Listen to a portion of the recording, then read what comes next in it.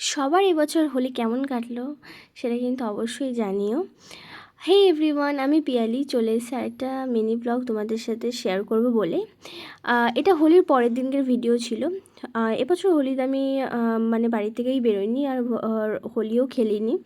তো সকাল সকাল ঘুম থেকে উঠে আগে আমি খাবার দাবার খেয়ে নিয়েছিলাম। আর তারপর কিন্তু আমাদের বাড়ির সামনে দিয়ে যাচ্ছিলো হচ্ছে এই গোলা, যেটা খেতে আমি খুব ভালোবাসি। আর এই দেখো, একে দেখো, সকাল সকাল ঘুম থেকে উঠেই কিন্তু রং নিয়ে বেরিয়ে পড়েছে, মানে যতক্ষণ বাড়িতে থাকবে ততক্ষণ কিন্তু রঙই খেলবে। দেখেছো তো অবস্থাটা।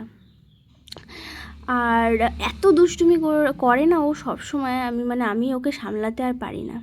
তো যাই হোক, এবছর হোলিটা আমার জন্য খুব একটা ভালো যায়নি, কারণ হোলিতে এবছর সেরকম একটা বেরাইনি বা রঙও খেলিনি কারোর সাথে। তো ওকে তারপর স্নান করিয়ে কিন্তু পড়তে বসিয়ে দিয়েছি, নাহলে কিন্তু খুব দুষ্টুমি করছিল। দেন তারপরে আমি ফ্রেশ হয়ে কিন্তু পুজো দিয়ে নিচ্ছিলাম। আর এবছর শরীরটা খুব একটা ভালো ছিল না বলে হোলিতে একদমই বেরাইনি কোথাও। তারপরে দেখো, আমি কিন্তু পুজো দিয়ে নিয়েছিলাম। আর অনেক দিন পর ভাবলাম আবার নতুন করে ব্লগ স্টার্ট করছি। চেষ্টা করব রেগুলার ব্লগ তোমাদের সাথে শেয়ার করতে। তারপরে সুন্দর করে পুজো দিয়ে নিচ্ছিলাম। আর অনেক দিন পর পুজো দিচ্ছিলাম, কারণ বেশিরভাগ মাই পুজো দেয়।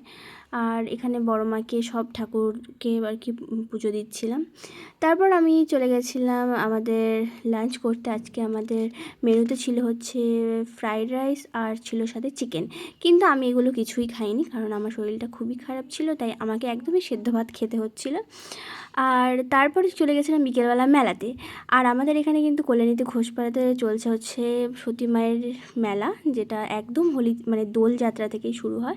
তো সেই মেলাতেই গিয়েছিলাম। এর আগেও আমি এই রিলেটেড অনেক ভিডিও করেছি। তারপরে এখানে গিয়ে মেলায় গিয়ে আমার সব কিছুই পছন্দ হয়ে যাচ্ছিলো। আর মেলায় গিয়ে তোমরা কে কে জিলিপি খেতে ভালোবাসো বলো তো? আমি কিন্তু একদম ভালোবাসি না, তবুও আমি জিলিপির ভিডিও করেছিলাম। আর মেলায় যাব আর জিলিপির ভিডিও করব না।